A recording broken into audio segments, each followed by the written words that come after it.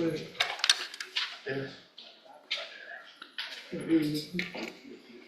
You have all his reports, please. Jail reports.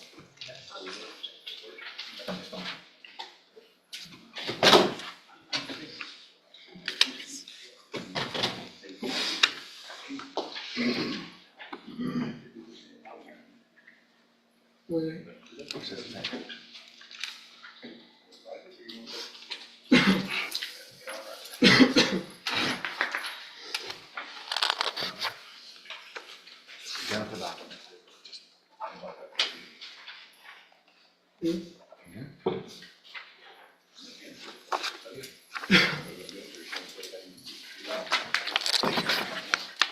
All right, are you Elaine Saint Clair? Yeah, ma'am.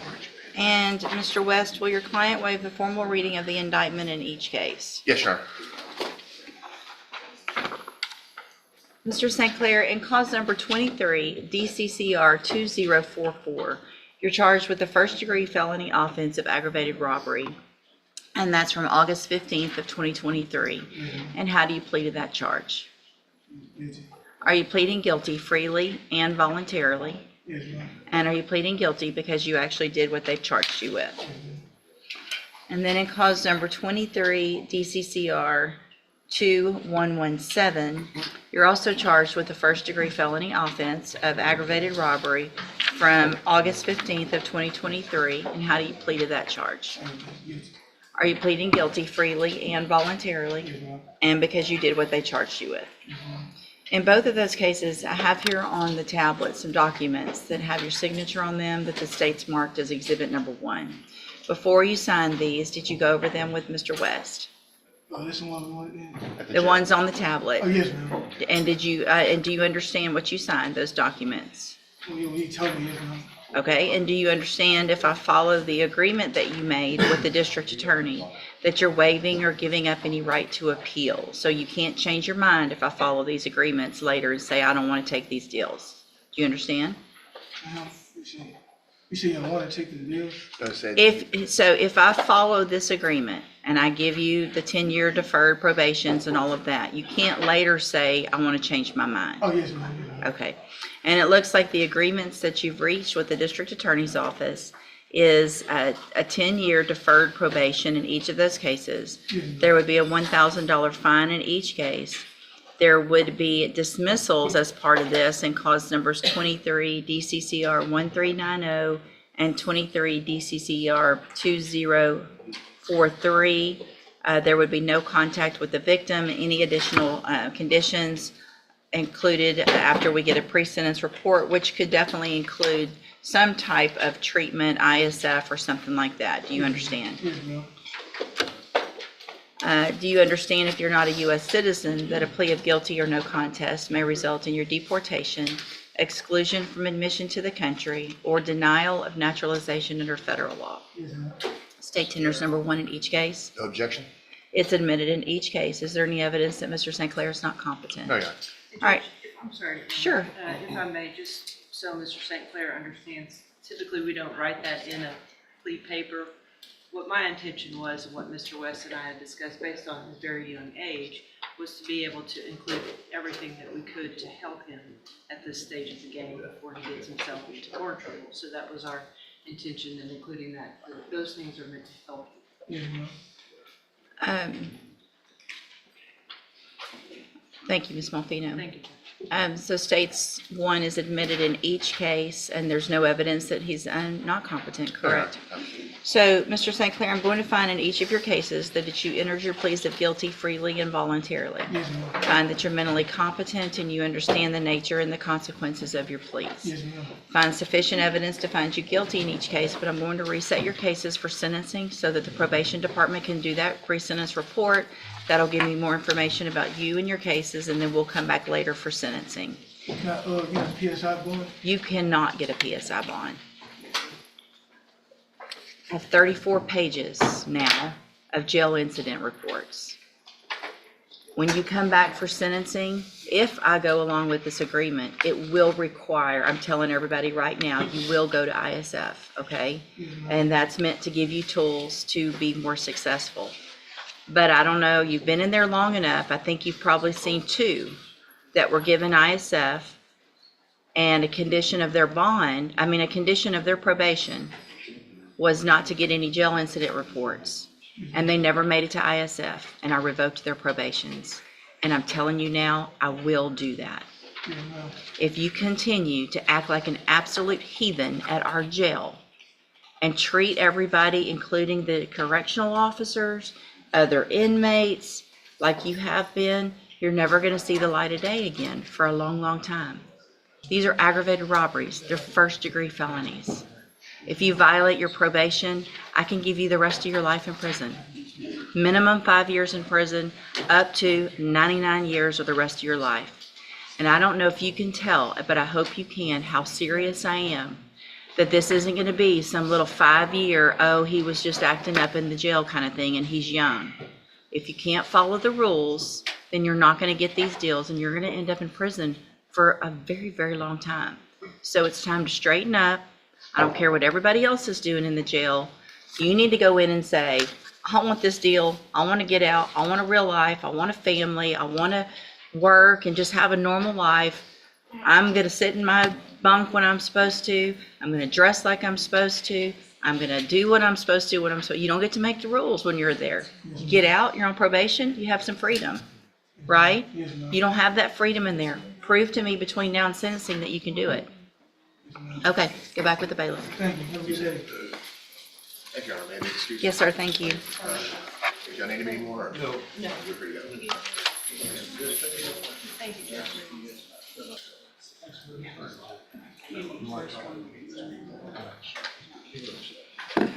Good morning, are you Destiny Williams? Yes, ma'am. And Miss Williams is here, two cases, cause numbers 12-14477 and then 19-32216. Previously in court, pled true to counts, looks like 1 through 6 or 7, the numbers are kind of, pled true to failing to report, failing to appear in court for judicial review, failing to maintain employment, failing to pay, and fail to complete anger management in each of those cases. I've received an updated report. Has everyone received that report? We have. Are there any additions or corrections in that report?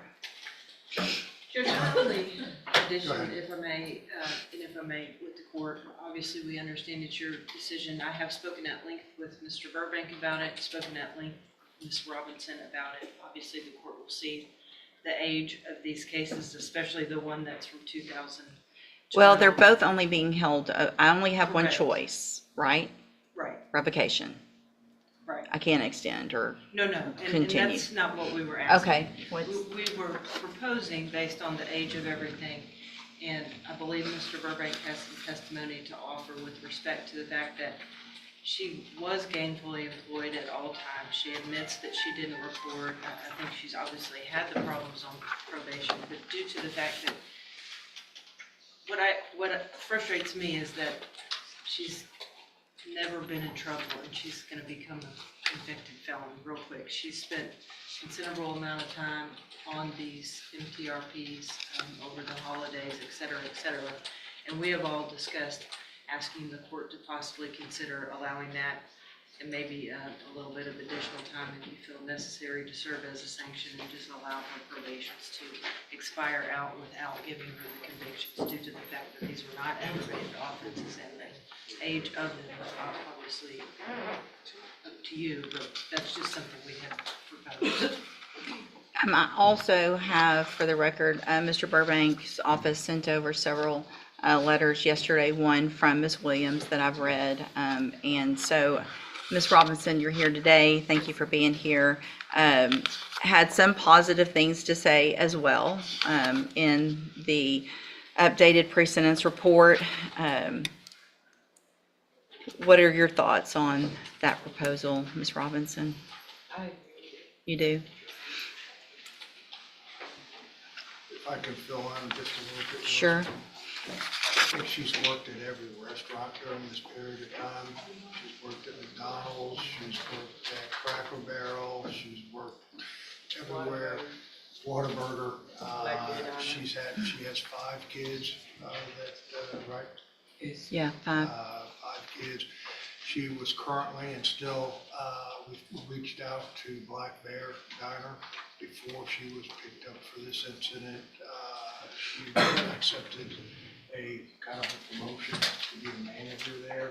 So she's worked her way up from working there to manager position. And my understanding is that it's probably still available. Her mom is here too, and she would just testify. We have attempted to try to verify the W-2s, but because she's been in here, we've done the best we can in reference that she has been employed, and we provided everything to the state. And I would ask that you consider all that, Your Honor, in the decision.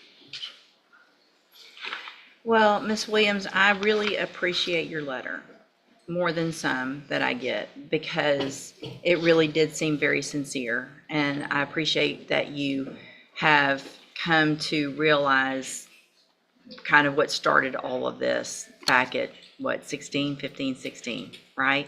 And so that self-realization is big. It's taken a while, but it's big. And so a lot of times I get letters and I can tell someone else probably wrote them, or it was not from the heart. And I appreciate your letter, and I appreciate what everyone's saying here today. And based on all that I will allow the dismissals of the motions to revoke. I'll sign those when it comes through. Do better for you and your kids, so that you're not back in here on anything else, okay? All right, good luck. Yes, ma'am. Yes, sir, thank you.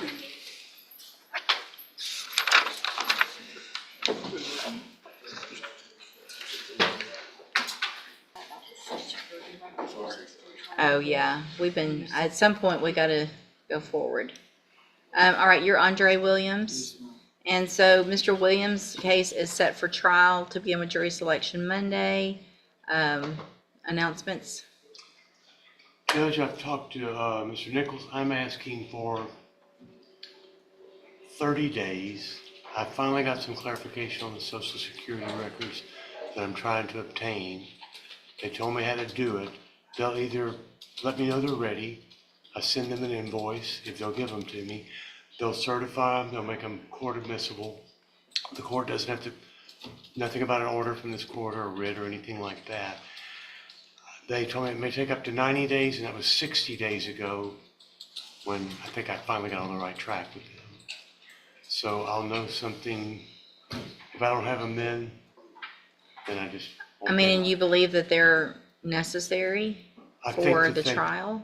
I think, like as the court pointed out last time, they may be necessary in mitigating circumstances. Mr. Nichols? Mr. Vasquez has got me up to date on his efforts there, Judge, and we've discussed trying to resolve the case as quickly as we can. At this point.